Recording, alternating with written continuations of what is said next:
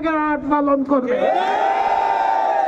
যতদিন পর্যন্ত নির্বাচন কমিশন বাগেরহাটকে 4টি আসন ফিরিয়ে দেওয়ার সিদ্ধান্ত না দেবে, ততদিন পর্যন্ত বাগেরহাট অচল থাকবে, অচল থাকবে। বিন্যাসের নামে চিঠি 3টি করা হচ্ছে।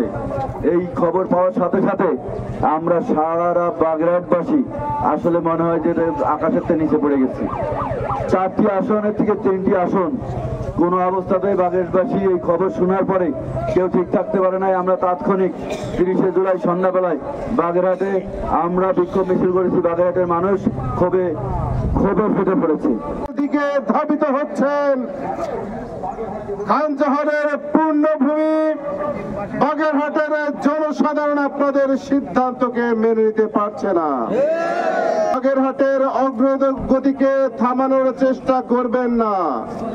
বাগেরহাটের অর্থনৈতিক জোন হিসেবে পরিচিত রামপাল এবং মোংলাকে এই আসনকে বিলুপ্ত করার জন্য যে ষড়যন্ত্র করছেন, আমরা বাগেরহাটবাসী কোনো অবস্থায় এই ষড়যন্ত্র বাস্তবায়ন হতে দিব না। অতএব আমাদের ইতিহাস ঐতিহ্য রয়েছে, আন্দোলন সংগ্রাম করার ইতিহাস ঐতিহ্য রয়েছে।